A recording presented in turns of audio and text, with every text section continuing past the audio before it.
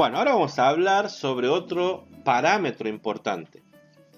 Este parámetro es muy utilizado en cálculos de circuitos eléctricos. Y generalmente todos los aparatos eléctricos o electrónicos nos van a decir en una calcomanía o en una serigrafía, nos van a decir a qué tensión están alimentándose. Es decir, ¿para qué tensión han sido fabricados?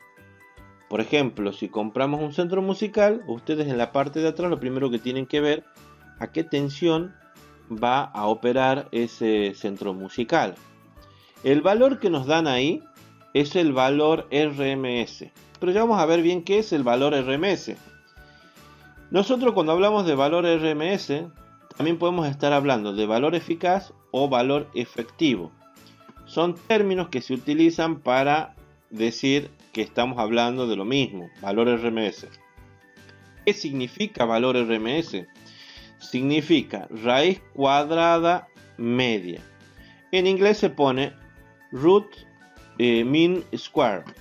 Esto indicaría la raíz media cuadrática. Es una operación matemática que define el valor de RMS. El valor, ¿cómo se lo va a calcular? Fíjense, se lo va a calcular a través de una raíz cuadrada. Fíjense que el término root significa raíz. Entonces, en lo que nos está diciendo estas iniciales, es básicamente la operación matemática que estamos realizando para calcular el valor medio o el valor efectivo. Disculpen, el valor eficaz o valor efectivo, eso quise decir. Entonces tenemos acá que calcular la raíz cuadrada del área. El área ustedes ya lo vienen haciendo esos cálculos cuando hemos hecho anteriormente lo que es el cálculo de el valor medio. Ustedes estuvieron viendo cómo se lo calcula. Y luego a la función que define esa onda la tengo que elevar al cuadrado. De aquí sale el concepto de el valor RMS de esta ecuación. Esto sería, digamos, una representación de lo que se hace. Pero más adelante vamos a ver cuál es el verdadero cálculo de forma generalizada para calcular el valor RMS. Bien, acá lo que tenemos es un ejemplo donde nos está pidiendo que calculemos el valor RMS de esta onda. Vemos que es una onda cuadrada que tiene valores positivos y valores negativos. Quiere decir que es una onda alterna. Ustedes ya vieron cómo se calcula el área.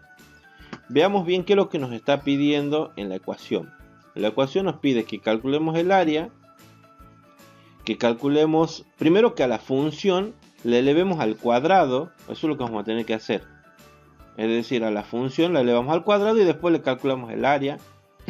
Y después a todo eso le sacamos la raíz cuadrada. Veamos entonces cómo lo hacemos con el ejercicio. Lo primero que hacemos a esta función que se llama B, es una función de tensión. Esta función lo que le voy a hacer es elevarla al cuadrado.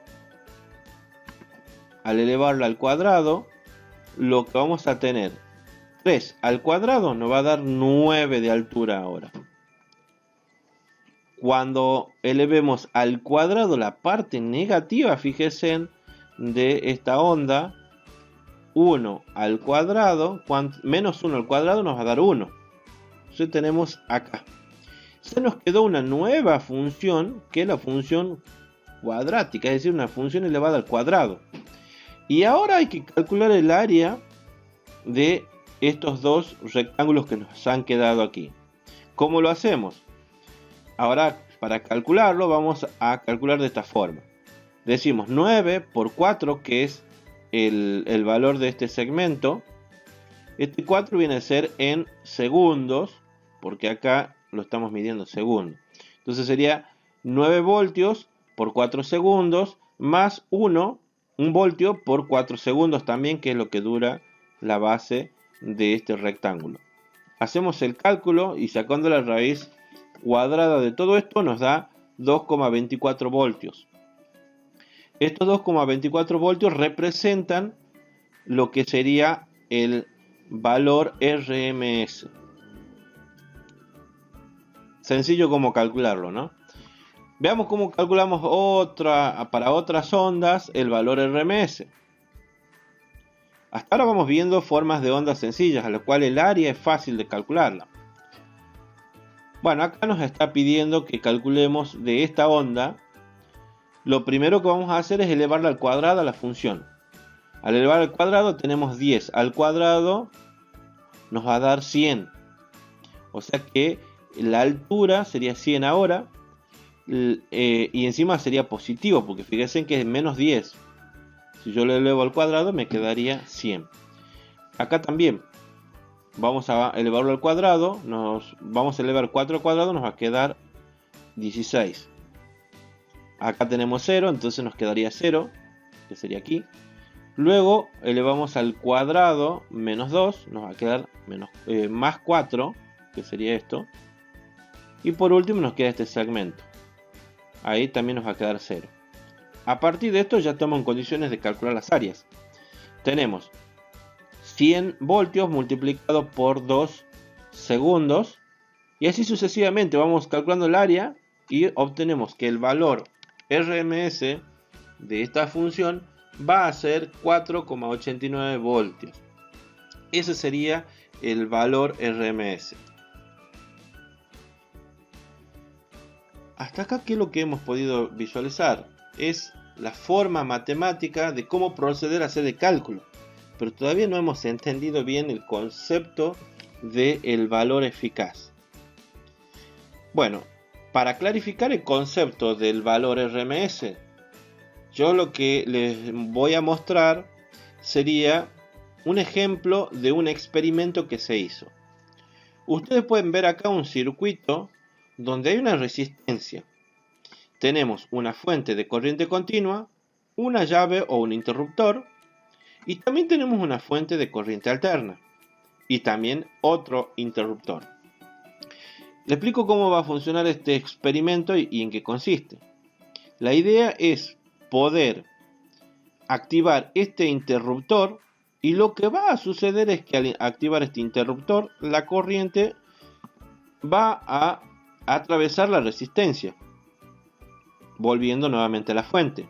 Esta corriente continua va a ocasionar un calentamiento en la resistencia.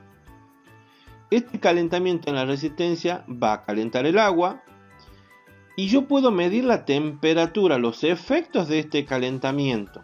Es decir, la resistencia me va a consumir energía, es decir, potencia. Ustedes pueden calcular el valor de la potencia que consume esta resistencia en continua, porque estamos haciendo circular una corriente que va siempre en la misma dirección. Supóngase de que la temperatura que he podido medir con este valor de tensión, supóngase que hemos puesto unos 6 voltios y hemos obtenido como resultado un calentamiento a 60 grados el agua de este plato. Entonces tomamos nota y decimos, con 6 voltios hemos logrado calentar 60 grados centígrados. Vamos a anotar, entonces estos 60 grados centígrados fueron ocasionados por una fuente de continua de 6 voltios. Quiere decir que esta resistencia ha consumido una potencia, y esa potencia se traduce en un calentamiento. Recuerden ustedes que la potencia en corriente continua, la potencia DC, es igual a I cuadrado por R. Con esta ecuación, ustedes pueden calcular la potencia que está disipando esta resistencia. Ahora, una vez que yo he tomado nota del calentamiento, dejo enfriar la resistencia una vez que hemos abierto este interruptor. Una vez que hemos hecho eso, volvió a a enfriarse el agua a valores normales, a valores ambientales. Entonces lo que voy a hacer es activar esta resistencia, voy a activar esta llave y ahora la corriente alterna, que va a ir cambiando de sentido sobre la carga, va a generar también un calentamiento. Eso sí, lo que voy a tratar de ir haciendo es colocar un valor de tensión y voy a ir viendo qué valor de temperatura obtengo.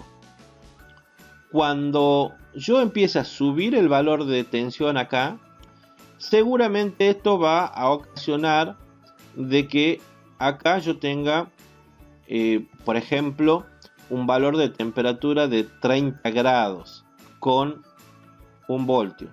Supónganse que yo puse 1 voltio acá y acá tengo 30 grados. Lo que sigo haciendo, aumentando el valor de la tensión de este generador de corriente alterna hasta alcanzar la misma temperatura. Si alcanza la misma temperatura y logro medir la potencia, voy a ver que las potencias de corriente continua y corriente alterna son las mismas. El valor RMS básicamente explica de que la potencia en alterna es la misma que la potencia, o sea que la energía en corriente alterna es lo mismo que la corriente en continua. Lo que sucede es que la corriente alterna, yo la podría dibujar, va tomando diferentes valores. Estos valores dependen, digamos, obviamente de la amplitud máxima que tenga, que sería el valor de pico, y además de la frecuencia. Ahora bien, esta tensión alterna va adquiriendo diferentes valores. No es un valor constante como lo sería en el caso de la corriente continua. La corriente continua es una cosa así, en cambio la alterna es así. Lo que logramos obtener es un número que me dice a mí que la tensión alterna, este número, voy a obtener los mismos resultados. Por ejemplo, este le va a ser el valor RMS. Este valor RMS va a dar el mismo valor de energía que en continuo. O sea, el valor de alterna va a darnos un valor de continua que le llamamos valor RMS. Ese es más o menos el concepto, pero ya lo vamos a aclarar un poco más en unos videos. Y por último, ¿cómo podemos calcular el valor cuando es alterna? Si es una tensión alterna, directamente utilizamos la fórmula que nos dice que el valor RMS de una onda alterna es igual al valor máximo dividido en raíz de 2. Eso sería 0,7 del valor máximo multiplicado por el valor máximo o valor de pico, que es lo mismo.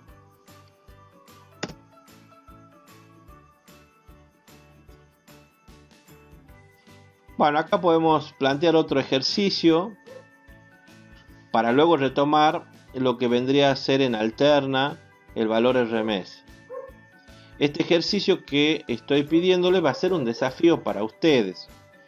Quiero que por favor tomen nota de este ejercicio y logren calcular el valor RMS de estos ejercicios.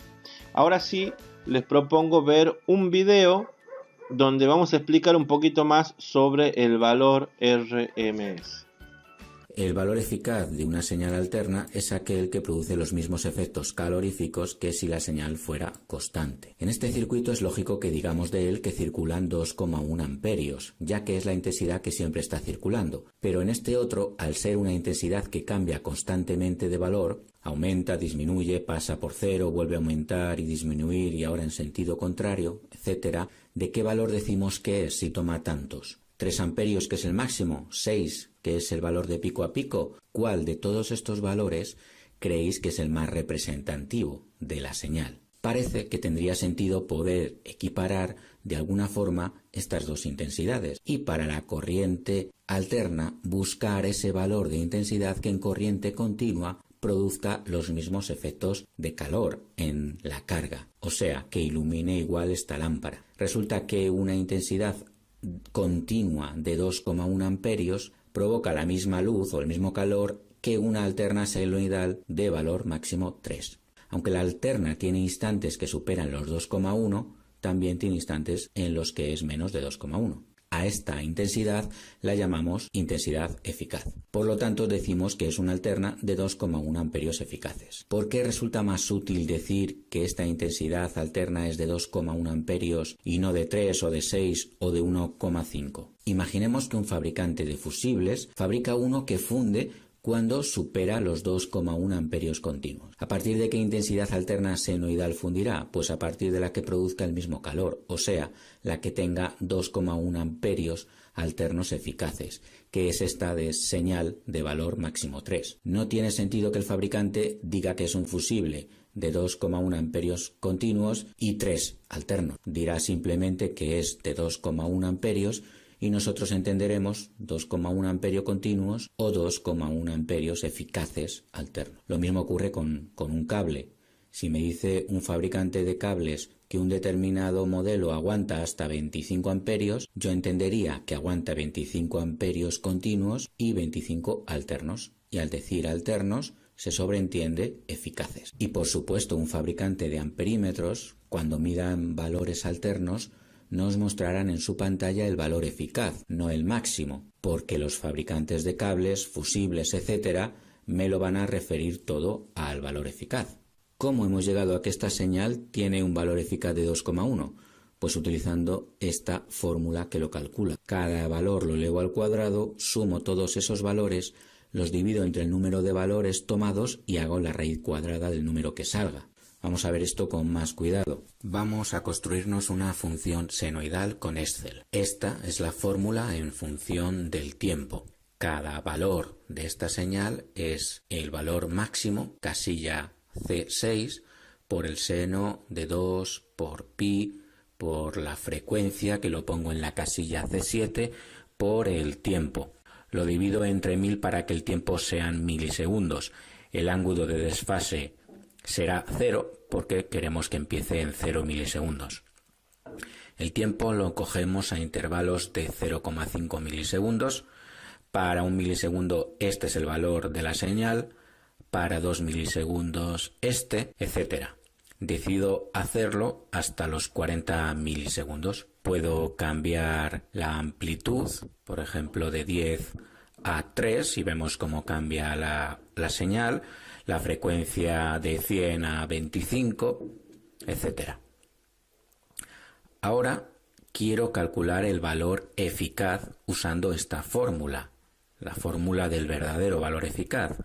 A cada dato lo elevo al cuadrado en esta columna naranja, luego en esta casilla sumo todos estos datos, los divido entre el número de datos, 80, y hallo la raíz cuadrada. El resultado para una amplitud de 3 es un valor eficaz de 2,1. Y vemos que este valor es independiente de la frecuencia, porque puedo cambiar de frecuencia y siempre me da 2,1. También más rápido hubiera sido con esta otra fórmula, que ya me hace la suma de cada dato al cuadrado.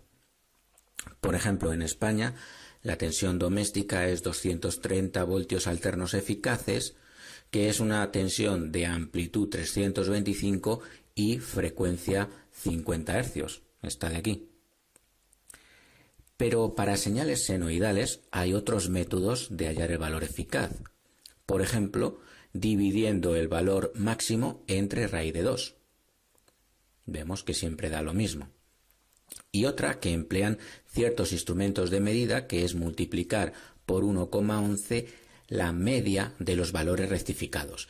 El valor rectificado no es más que el valor, pero siempre positivo. Veis como el valor rectificado de 50 es 50, pero cuando empezamos a tener valores negativos lo cambiamos a positivo. Pues sumamos todos estos valores rectificados, los dividimos entre el número de datos que he cogido y los multiplicamos por 1,11. Veis cómo estas tres formas de hallar el valor eficaz nos dan siempre el mismo resultado.